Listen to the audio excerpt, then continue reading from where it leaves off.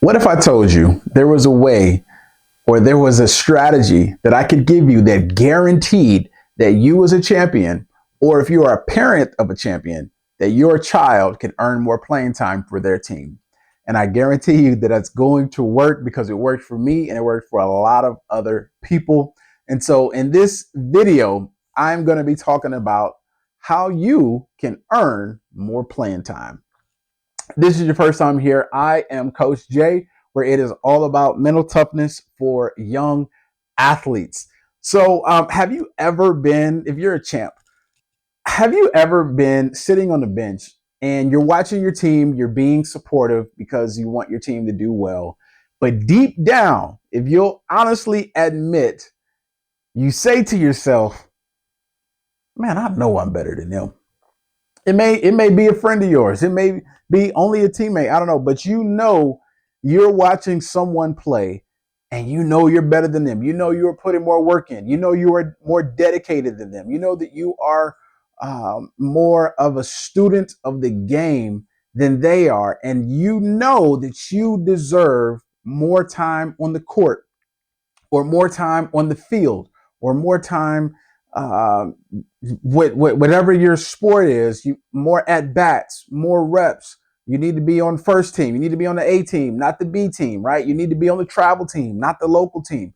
Whatever it is, you know you need to be out there because you know deep down that you can compete. You know that your skill level is right there with them, very comparable, but it's not happening. Listen, that was me.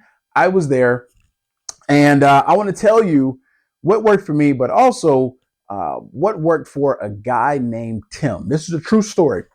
So, Tim was a D1 player. He played basketball, and Tim grew up.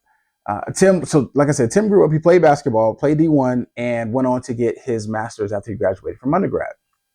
So he got his master's in uh, nutrition, health science, something, but he wanted to be a trainer. I can't remember what the exact degree is, but it is a true story. He wanted to be a trainer, and all of his constituents, everyone, his colleagues that he was going through his master's program with, they all were thinking locally they wanted to be personal trainers.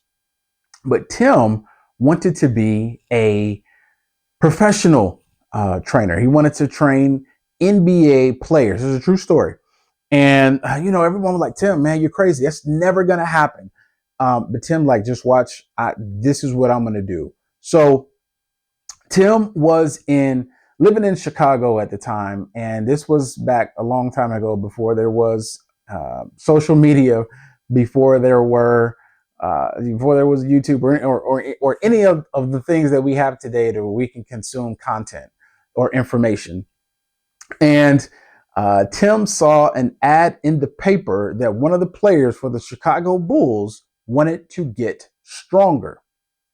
And so on an NBA roster, there are 15 people, and Tim wrote 14 letters.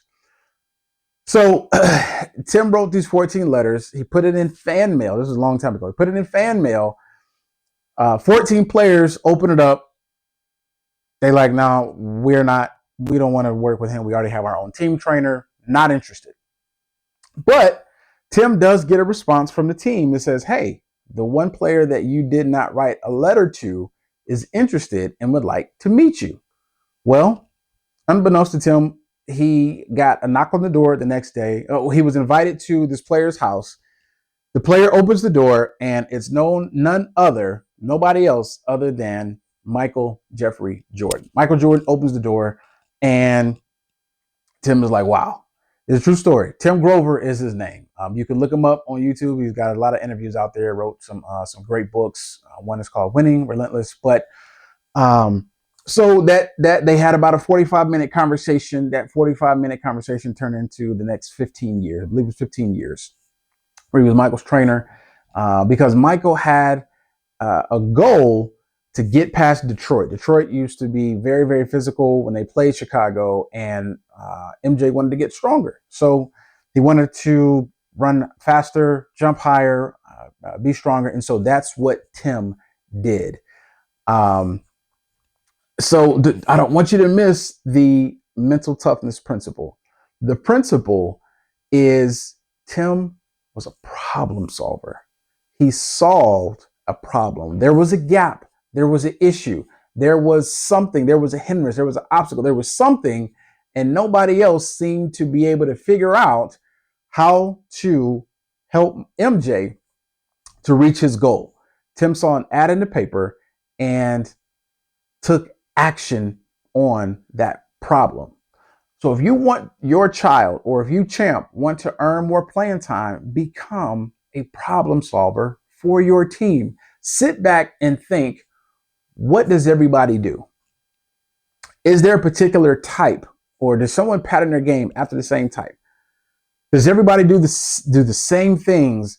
And that's where their focus is. So what I would do, what I would suggest would work for me, I did the same thing Tim did. I saw that there was a gap, that there was an issue, that there was something that I can contribute to the team that currently was not there. That is how I got playing time. If this is your first time here, I grew up playing sports, but I didn't get a lot of playing time up until about the 7th or 8th grade. And this is how I was able to do that, is that I saw most of my teammates played one way. Everybody wanted to cross over and drive to the hole. Cross over, drive to the hole. So everybody took it to the hole. So I said, well, if everyone's doing that, why don't I do something differently? There weren't a lot of shooters on our team. There was one other guy that could shoot confidently and consistently. So I said, well, you know what? I'll work him.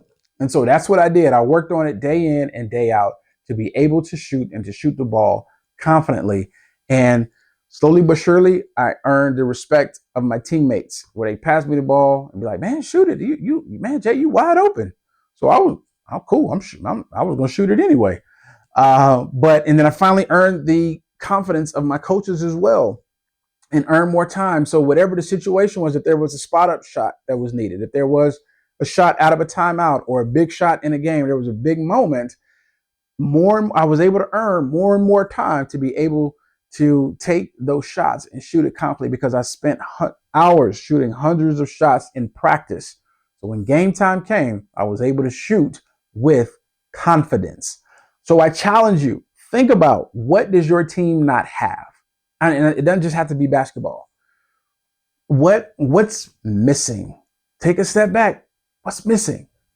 Parents, if there's someone on the team that's out, hey, we're not trying to we ain't trying to knock nobody down, but the coach, I believe that the coach is going to see the work that your child is putting in to earn that trust, so that they can get more minutes. So that's my mental toughness principle for you. And sit back and think, what can I do that's not already there? People have made such an impact and income because they were able to solve a problem. Able to solve a problem. I can give countless examples. I mean, athletically, we're talking about the Bulls. Dennis Rodman became a master at rebounding. That's what he was out there for, and that's why he was able to have such a long career in the NBA, because he mastered rebounding the ball. If you look in business, Jeff Bezos mastered, how can I get people what they want faster? People don't want to wait. We live in a generation where people want their things now. So he said, okay, cool. I can get it in 2 days. I can get it to them in 1 day. Oh, you know what? We can actually do same day.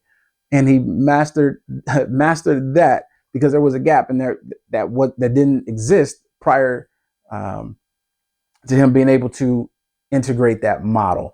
And I could give countless examples, but the important thing is for you to do, figure out what's not there, what you can do, and then master it.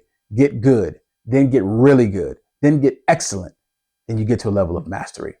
So until next time, I'm Coach Jay. This is the Champions Pedigree, where it's all about mental toughness, and I cannot wait to celebrate all of your success, and I'll see you next time.